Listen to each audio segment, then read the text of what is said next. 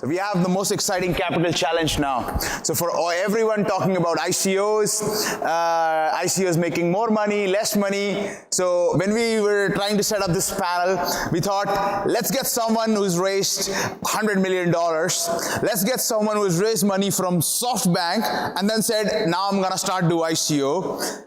Let's raise one guy who has raised the maximum money as a VC-backed company in Singapore in last 1 year and not done an ICO.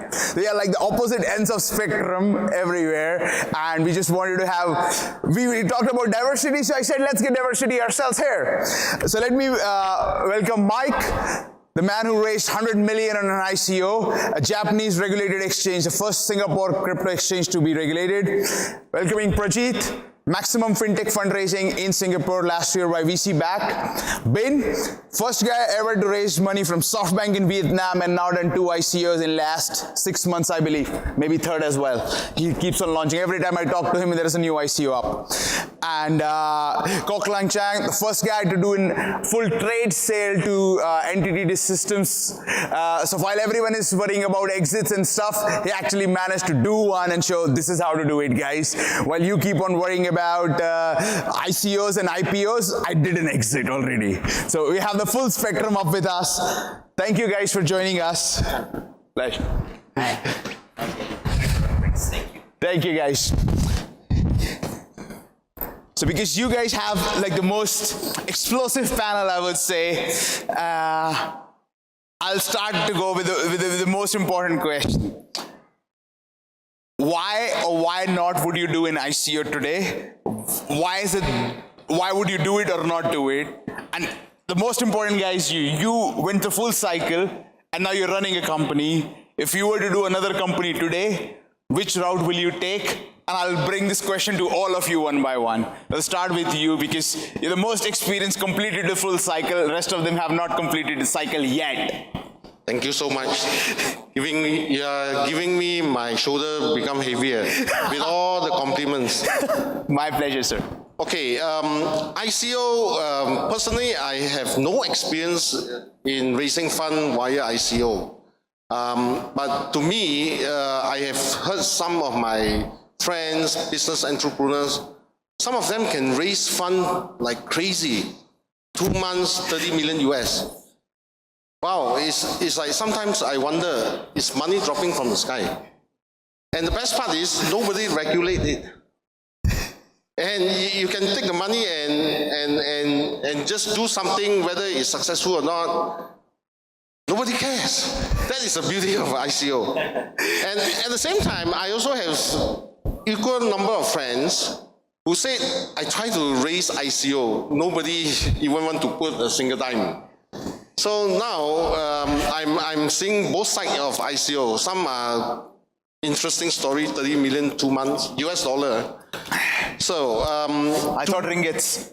To me, as an entrepreneur, at the end of the day, raising funds for businesses is always go back to the fundamental of the business. Any investor who put in money into that particular businesses, they need to know what business you are doing, how potential is the business, and so on and so forth. But ICO is like out of this norm. So I think it's something very interesting topic. I'm here to learn from, there's one, our friend here. Two. This guy's done few more, and he gets 10 companies to do it every month. Yeah, I also want to know the secret of how to raise money in ICO and without paying back. Sounds interesting, am I right? Take somebody money, do your business, whether you make it or not, who cares? I think this is a secret where I think the audience here are as eager as I am to know the answer. I think I better be observe and listen to the expert. Okay, so that is very tricky question, Varun. So actually, from my experience, I have running as a technopreneur since 2001. I have raised so far 8 traditional rounds funding to the subsidiary of my groups. Yeah. And you know, the good thing is that, you know, the total fund that I have raised in traditional rounds so far is even not equal to the only one round to one ICO of one of the subsidiary of Nextech groups. Repeat that. Repeat that for audience. Yeah. How much? So one of the ICO, one of our most recent ICO is we are raising like about 12 millions now. Okay. For a digital KYC platform on blockchain infrastructures. Very me, yeah. And few more ICO are coming within Nextech groups, leveraging from our success story of traditional business have been implemented so far, and we are scaling that on blockchain. So from our experience of 8 traditional round and 3 ICO are currently up and running. So there are some interesting findings that, firstly, this kind of war, this blockchain war is now in a Wild West situation.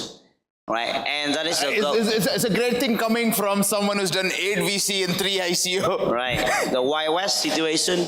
Blockchain is something great. I would elevate the invention of blockchain is as important as the invention of internet.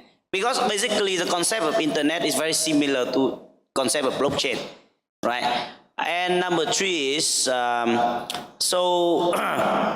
previously, we experienced painful time raising fund from the VC, to be honest, I'm sorry. Right, but raising from ICO this moment, as long as you have a good blockchain concept and you have some good reputation, you can make it. And the ICO is something like early IPO. Okay. That is the key important things. Early IPO. So every business, every traditional business is looking for IPO as one of the most important milestone for success. But for ICO, for this blockchain war, you can offer, you can issue your coin. It's not stop, it's not like stop, right? But and the key important reason why the public, the crowd, they are crazy with buying those coins, because they know that they can trade it sometime down the road, or even immediately after the coin has go onto the exchange for profitability.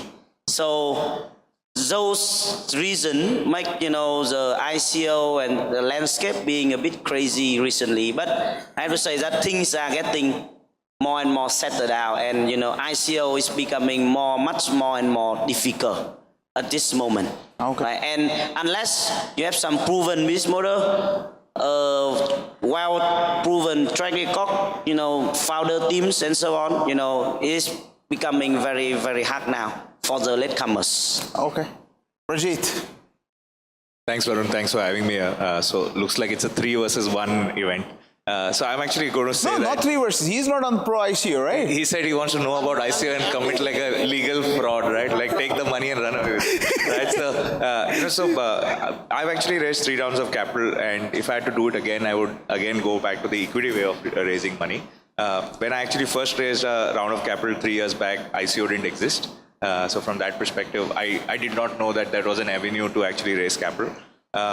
I was a first-time entrepreneur. I had never set up a company on my own. I did not know what payments is, cross-border remittances, etc. I think there's a lot of value which equity investors bring, especially from their network, from their elements of actually helping you support, grow business. I have received significantly amazing advice as I've grown and built a business. So just to give you a background, Instagram is now licensed in about 8 markets. We cover about 37 countries. Considered from an Asia perspective, we're the only significant competitor to other global brands. So I couldn't have done this without those guys, right? They have given me everything from a daily advice to helping me increase my network, helping me increase my connections, helping me make the right, providing funding at the right time. And these are all very crucial elements to be actually a company to be running for 3 years, right? So from my perspective, if I have to do this again, equity is something the route I would take. A lot of the investors we've got add pedigree to you. like imagine, right? So now we are setting up an operations in Europe or the US. I actually go in and say that, hey, these guys are my investors, my ultimate beneficiary owner goes to this, etc. For us to open a bank account becomes very easy, right? What I hear about the market, and I unfortunately have zero experience on the ICO, is that opening a bank account for a company becomes very difficult. We've never had a bank account challenge at all, right? It's a very simplistic process for us. So from that perspective, my understanding is that if you can raise equity money, it's good because there will be people who can add value to your business. Of course, you dilute, but the ability for you to scale the business, say from $10 million to $100 million, will be much faster, is what I feel. And I'm happy to hear Mike's view because Mike's the guru in terms of ICO raising. My name is Mike Kayamori. I'm the founder, CEO of Coin. I just wanted to know how many people are entrepreneurs here? Okay, so the capital challenge is a good topic. So actually, I've gone full cycle as well. So I've raised 20 million in traditional VC money. I've raised 100 million as an ICO. And now we have an ICO fund that invests in ICOs, right? So from that perspective, I think I have a Full spectrum. yeah, it does, right? So The only thing left is, like Tezos, you just need to create a VC fund also now. exactly. And I just need a spaceship. No, but I think the important thing is when I raised angel money from friends and family, 2 million in 2014. And then in 2016, I raised 18 million to round it out to 20 million in 2016. And then, so until then, there was no ICO. So the only way to raise capital was through first friends and family, and then through traditional VCs. Essentially, even if you have a great business model, even if you believe you're the best and brightest, if the handful of VCs around you don't believe in you, essentially your future's gone, right? So that was the capital raising environment until 2016. So only a year and a half ago, right? But since last year, like early last year, that's when ICOs, and it wasn't really called ICOs in the beginning either, right? I think the first ICO was Ethereum, which is a crypto blockchain, and that's how it started. Right, and one of the with the Ethereum blockchain, now you can issue tokens where you can raise money or capital from the community who believe in your vision, who believe in your product, who are willing to put their risk capital into the token, and through that capital you can build a product, and then they can use that token to pay for those services. So it's much different from a VC, where it's a selected pool of capital essentially controlling your destiny, right? And that said, ICO is not easy at all. We did our ICO last November. Data came out that last November, only 24% of the ICOs raised their target amount. Right, so early last year, maybe there was a period of free lunch, decentralize this, decentralize that. It's no longer the case, and it's been very tight and difficult. And also, you bring in a new set of stakeholders. They might not be shareholders, but these are token holders, stakeholders, who will remind you if you're doing a good job or not, if you're on plan, your roadmap, your product development. They will let you know, and it will be reflected on your token price. So from that perspective, I actually think post raising capital, VCs are easier to manage. They're smaller amounts, they're on your board or they're board of observers, and they understand the same protocol, and they're willing to support your journey. While a lot of the token holders, they're ruthless. They'll go to the next ICO, they'll go to the next token. So you will be hammered if you're not doing a good job. So it's both pros and cons, but the best thing for the entrepreneurs out there is there's an option. You can raise through VCs, or you can raise through an ICO. And there's more high quality ICOs these days raising large amount as well, and the scammers and those are starting to go away. So from that perspective, I think it's a wonderful environment right now to be an entrepreneur. But ICO is no more money like just dropping down from the sky. And one of the questions which we have got from our users is the lack of regulation working for or against the ICO? Because we constantly see challenges that the companies who are raising ICOs, for example, even in Singapore, do not get a bank account. And there were a lot of reports and stuff. So do you see that as advantage, disadvantage, or under the radar, over the radar? Is the hype making it mess? Or if it was better if all the media left you guys alone? I'm just trying to understand. I have no perspective, opinion on it. I'm just... Of course. So I would say now, I'll pass it on to the panelists here, but there's already enough regulation. There's enough, right? So if it looks or smells or talks like a security, it's a security. That means every country that you want to raise capital from, if it is like a security, it's a security. There's already full regulation on that. If it's a utility, it's a utility. The problem is the people who are on the security side might think that it might be a utility, but it looks like a security, right? So there's a little bit of gray zone there. But within the next year or two, it's going to be very clear. The G20's trying to come up with a consensus around ICOs. In the US, the SEC is saying every ICO is a security. Singapore is saying that's different. So again, there's too much regulation, but it's not the right ones. We're trying to put a square peg in a round hole, and that's the big challenge. What do you think? Yeah, please. I think I want to bring you guys, the audience, not to engross into just ICO alone. Now, when you are an entrepreneur, if you want to raise fund, raising fund or looking for partners, beside money, you should look into strategic reason why you need money from investors. For example, IP88. Why we choose entity data? Why there's so many people trying to call us to, hey, why not sell some shares to us? What we really want is not the money. What we really want is access to technology, for example. Access to market, that's another key important point. And also access to the network within entity data that actually created over 100 over years, their branding and so on and so forth. So businesses, it's not just you raise money, it ensure your success. Money is only the beginning of the journey of entrepreneurship.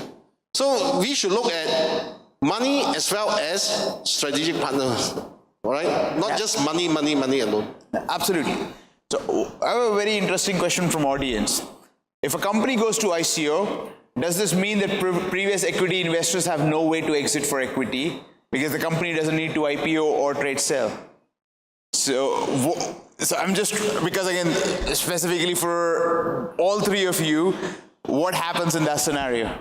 Because if for example, Prajit, you do an ICO tomorrow, your existing guys have no way to get out. So Mike, in your case, because you have the VC investors as well. So I can start as well, because we are one company that has shareholders and token holders, right? So obviously, because we had equity investment first, when you do a capital raise, you will need board approval, you will need shareholder approval. So when you structure your token, you make it very clear on how you will use your proceeds.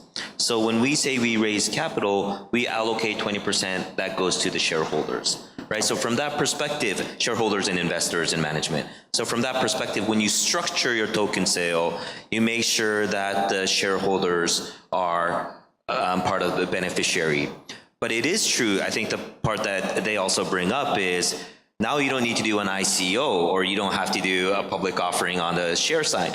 That's not always the case, right? I think within the next year or two, there's going to be securitized tokens, where now you can offer equity tokens.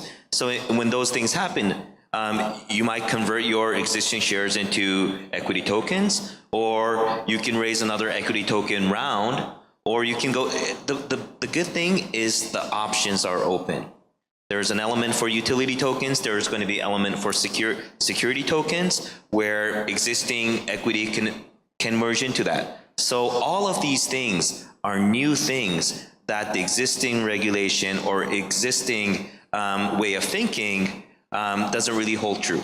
So do you see an emerging scenario where the equity tokens and the non-equity tokens become two different class of shares, with one having zero voting rights? Normally you have 1:100, here you will have like 0 voting rights, and the rest of the guys have voting rights, and founders have like super arching voting rights, so that kind of structure? So as is with every class shares and preferences, there's going to be many tiers. Yes. The utility side, again, you can't have any financial benefit or debentures or voting rights or ownership. So that's a little different type of class. I wouldn't say that as just share. It could be more classified as maybe Apple has iTunes and prepaid cards and all these loyalty programs, but they also have shares, right? So from that perspective, it's all going to involve in a way that's going to fit together. Yeah, and I would like to comment to add one more thing about, when you plan your ICO, you have to, if it is going to leverage from your existing company, meaning your team, right? Your team of shareholder, your team of working people. So in your white paper, you need to structure the token issues, right? And how much, how many you issue, how many you give dedicated advisor, how many you give for the team, and a portion of the tokens will be dedicated to the team. Meaning, you have to very clearly define that team. Who are the team? It is the company. If it belongs to the company, then how then that will be the asset of the company, and the shareholder will decide how to deal with that.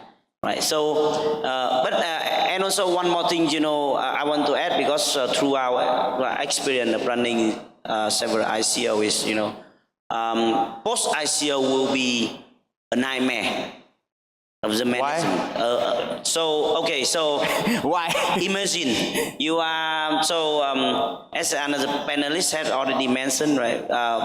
Before ICO, you will deal with only a few people of the investor. But these guys can't do anything. They have no control over you. Okay, yeah, but after, so similar to IPO. After the IPO, you have to deal with 1,000 of shareholders, right? For ICO, yes, it is a bit different. You are issuing coin to 1,000 of people. Right, but from our experience, it is a bit similar to the IPO under the perspective that if your coin, the price of the coin is going to devalue, you will get big, But you see, criticized on the public. See, the whole idea is I'm just trying to take a neutral stance. You already raised the money you wanted to. You're building the product. Someone wants to criticize, so be it. Like, you have the money in your account. Worst case, what will they do? Someone will short the hell out of your token. That doesn't change the money which is sitting in your bank account because sometimes shareholders will criticize. So one of the large American e-commerce company was criticized for years after years after years by every analyst on the street for not making money, and he said, I will not make money, and I have a reason why I'm not going to make money, and that's it. So being criticized is okay. I mean, if you're telling me that an ICO will push you to take actions which ensure you're not criticized, because sometimes to be not criticized is not the good thing. It's okay to be criticized. That is the bad news for the startup hooray ICO, is you have to very well manage your community. But the good news is that actually at this moment there is almost very lack of real legal binding to the similar to IPO. So that is good news and bad news for post ICO. So can I just jump in as an outsider to ICO, right? So how do you guys rein in companies which are basically doing this as a fraud? The reason I'll give you an example is for humor, I read a lot of white papers, and just for humor, right? I read a lot of white papers of people launching ICOs. I read about a couple of months back a company who wanted to create underbanked service for like a banking service and remittance, etc. Remittance being what we do. I thought, okay, let me read the white paper. Read the white paper, absolute crap. Means that's real crap. They said we can do remittance at a low cost. He didn't mention the cost. He said we don't require any regulatory approvals to do this. Bullshit. Right? Like if MAS was reading this or BNM is reading this. They're reading it. They're reading it. This public document. As soon as you see that, that's like red light, right? They were raising like 12 million or something like that. But I looked at it and said, how can you even put a single penny of yours in this, right? Means, is it, so how does somebody like Mike who runs such a credible company versus a company which is an absolute daylight robbery and a fraud? And you need to understand investors, or I've seen boards like, if you don't invest in this ICO, you've lost it, stuff like that. So how do you manage investor frenzy to a credible company versus a legitimate fraud, right? That product is never going to go online. I don't know how a utility token will work in a case of an underbank, because he has no bank account, right? So how is even a utility token going to come in place? So I think as an outsider, this is my thought, saying how do you kind of differentiate? How do you know this is a legit company and this is not?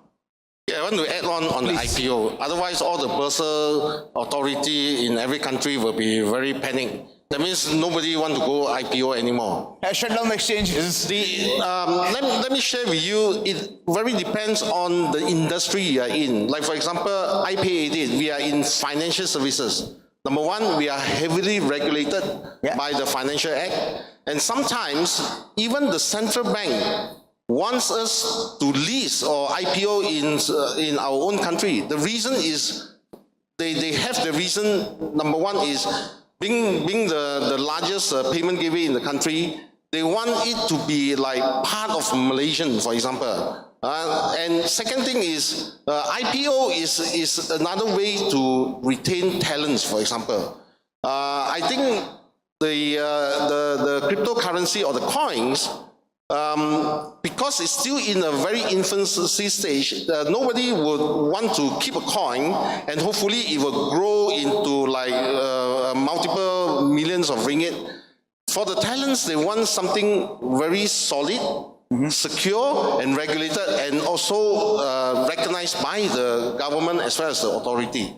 So I think IPO is one of the good way to retain talents, to of course to raise fund, and also to comply to certain regulatory compliant as well as government requirements. Certain countries that don't accept don't accept cryptocurrency, no way you can raise money in that particular country. So everyone puts an offshore entity. They don't care whether everyone is doing with offshore. So they don't care whether the entity, whether your country accepts or not. There are some very friendly offshore jurisdictions. Okay, I have to stop you there, because it depends also what business you are in. If you are in the financial services, if you can provide such offshore or alternative way to escape the regulatory, the question is, the business that you are in is a matter of trust. Who's going to trust you? If you are a banker who keep on telling you, oh, don't worry, raise fund using offshore and so on and so forth. I think it's go back to the businesses that you're going to venture in, right? Agreed. Yeah, but actually, Can someone answer my question? Yeah, so his question, so let's finish his question first. His question was that, how do you navigate? So no, my question is, can someone answer my question? Like the question I raised is, how do you identify a credible, legit company? Yeah, how do you find the scammers? So there's some not so nice guys and some real credible guys. And you guys face this challenge, and again, you have to spot the, so you are somewhere probably at a signaling risk as well, because a credible ICO now investing in ICOs, and you have an exchange where ICOs can list. So how do you navigate the signaling risk? Yeah, so that's a great question, right? I mean, you can never get 100% of the scammers out. And just because you IPO, it doesn't mean that there's no scams. That's why there's penny stocks. Yeah. And people just talk about it, and it goes up and down. It's like manipulated and all these things. So these are everywhere, including speculation, manipulation, and all these things. At the same time, when you look at ICOs, especially in the digital social age or the era, the participants are becoming much more knowledgeable than you are. For example, when we raise money, I mean, we raised our ICO, the community was quite tough. They were saying, how are you different from this decentralized exchange? How are you different from these aggregated exchanges? And they will bring up ICOs that we've never even heard of, right? So, and unless they're comfortable, they will not put money in. And that said, even recently, a good portion of our white paper was plagiarized. It was copy and pasted, and another, like an aggregated exchange, actually, like they just changed our company name, and it was talking about the same value proposition that we were doing. The community let us know, right? So there's an element where it's not regulating, but where the knowledge share within the community is getting better. But again, it's not avoidable. It seems like the Chinese say that you have to pay your tuition fees. Yeah. You have to pay for learning and get scammed and be wiser. Am I right to say? Wow. I'm not sure if I could recommend people to learn by getting scammed, but so just because I'm running out of time, so I'll have like one last question. Do you see any similarities between the ICO market and the dot-com boom of 1999? Definitely. Sir, you were someone who saw the full cycle of that Asian currency crisis, then dot-com crisis, and you survived through all of that. So your view would be something As I mentioned just now, so we pay our tuition fees a lot of money to go through the full cycle. Anyway, definitely the dot-com boom really contributed a lot on ICO. The reason is, first, dot-com, internet actually helps to educate users that first you have to trust the internet. Now, without e-commerce and so on and so forth, I think a lot of people who have money don't even dare to log into a computer. So I definitely agree that ICO is a baby born out of e-commerce or dot-com boom. My opinion. My opinion is, as I have mentioned since beginning, is this is a kind of the Wild West at this moment, and very similar to the dot-com boom. But the good thing is that, after this boom, what we see the giant in the blockchain, will go emerge. Yeah. Prajit. I think I'm alluding to what Mike was saying is that I think there'll be maturity which will definitely come in place. Amazing companies like what Mike runs will continue to thrive and build, and the scamsters will be out. And I think that maturity, if he's saying that the community is actually leading the change of identifying and telling people that, hey, listen, this is a rip-off of your document, that clearly shows that it's maturing. So I think from that perspective, 99% will die, but the 1% which will survive will grow and become the next lead company. Right? So it is exactly going to follow what happened in 99. Yeah, and I wouldn't say it's just reminiscent of the dot-com, because these trends, they come and go, right? And bubbles always exist, even in commodities markets. I mean, there was a green tech, renewable. There's many trends and many industries that are born, and over time they mature. Obviously, during the dot-com period, when there was Pets.com, Webvan, and all these things. And when you ask them, it was all about the eyeballs, right? It was all about the eyeballs. And monetization, you never needed to think about it. And you can go public, right? Excite at Home, all these companies, they're all gone now. Does that mean the dot-com was wrong? No. Amazon started then. Google started then. So many of the prominent companies in the internet space started from there as well, right? So from that perspective, it's no different.